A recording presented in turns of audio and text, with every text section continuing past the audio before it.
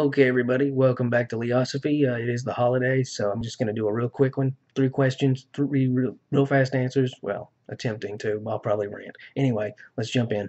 Um, why are some people dog people, some people cat people, and so on? Okay, so why do different people prefer different pets? I think it's more nurture than nature. I don't think it's really a question. I mean, obviously, personality types that stem from genetics is going to play a role in the things that people like. Someone with a genetic tendency to be afraid of certain things, for example, is not going to appreciate a pet that has physical qualities that evoke that fear response. Although most fears, like arachnophobia, are, everybody loves to say that it's in response to, being the idea of being bitten, our ancestors' idea of being bitten. No, it's pretty clear from numerous studies that it is a nurture response. It's something that people learn. But households where someone grows up with a dog, they're more inclined to like dogs and become dog people. Households that grow up with cats, they're more inclined to be cat people. It's really more along those lines because the personality of the person, depending on how they grew up, is going to match that animal more so. It's not 100% the case. Sometimes it just has to do with allergies and other things like that. Like me, for example, I love dogs and I love cats. I love all animals, but I'm not going to share a bed with one because it's going to mess with me. So I'd rather have something hypoallergenic like a fish or a arachnid, things like that. So those all play roles in whether somebody likes one thing or another. And then of course there's the strangest aspect, which is toxoplasmosis, which I can't verify this. This is my word against anybody else's. But when I was about 14, I told my friends, I was like, there's a disease called toxoplasmosis, and it makes mice not afraid of cats. And I think that's why cat ladies become cat ladies. Like you see these crazy ladies with like 15 cats. And here's the interesting thing, they never seem to clean up after them. The waste is everywhere. And that's how that parasite's transmitted. I think that those women are being influenced by that parasite, coupled with the maternal instinct, because a cat's meow is the same frequency as a baby's cry. Interesting little tidbit for you. But they thought I was crazy for coming up with that. But lo and behold, now that's sort of the new thing. That's something that people are genuinely looking into as a plausible explanation for animal hoarding, for things like that. So interesting stuff. Let's see. Question.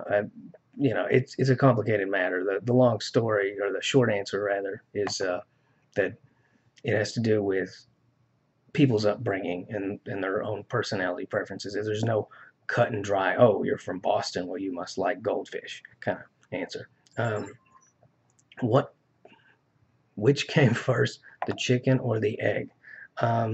The egg. Like it's cut and dry for me. Um, let's see, domestic chicken descended from jungle fowl. They were domesticated by people, obviously, because that's pretty much what domesticates things. I mean, I don't think your average Joe, or even like somebody well versed in entomology, is going to consider aphids to be domesticated by ants. That's not really how that works. Domesticated has to do with um, people influencing something on a genetic level. But at some point, a non-chicken, like a jungle fowl or the precursor to a jungle fowl, laid an egg, and within that egg was an embryo with the physical traits of the modern domestic chicken. So, hands down, for me, the egg came first. 4 minutes in, and I got 2 questions. Awesome. What causes colony collapse disorder? Yeah, a few years back, that was kind of the big thing. Everybody was talking about the bees. There was a lot of virtue signaling on social media. I found a bee and I gave it some corn syrup. Good luck, little bee, doing my part and all that. And the same people, they don't want to address what causes it. People still act like it's a mystery, and for me, it's not a mystery. And I could be wrong, but all the evidence I've looked at points to two things: monoculture and neonicotinoids. Um, and that's why it's a mystery. Oh, what's happening? We don't know. Yeah, well, because a lot of big companies are making a lot of money off of neonicotinoids, particularly Monsanto, whose flagship product, what's that called? Roundup. contains neonicotinoids. Um, Once that compound was banned in the European Union, and they started seeing dramatic drops in colony collapse. Additionally, there's monoculture. Um, Bees have complicated systems. They need complicated sets of nutrients that they don't get from one individual plant. Whereas, in the States, you've got these big bee truckers who they travel across the U.S. and at any given time, the bees are only getting nutrients from one source. And some of that comes from the fact that they tend to store one source for honey, like all the time. I mean, yeah, there's wildflower honey and things like that, but they really do. Like if they're around like a clover field, they will harvest almost exclusively from that. But here's the thing, that doesn't mean that's all they're eating. That's what people are missing out on. So they're getting all these micronutrients from a variety of sources. And when the only thing around is orange blossom or clover or almond or what have you, just one source, it's going to have an effect on them. So modern monoculture agriculture is a big part of it, and neonicotinoids are the other. And I can't believe I made this in less than 10 minutes. Awesome. 3 questions out of the way. Have a happy holidays, everybody. Like and subscribe. Ask questions. You get the idea.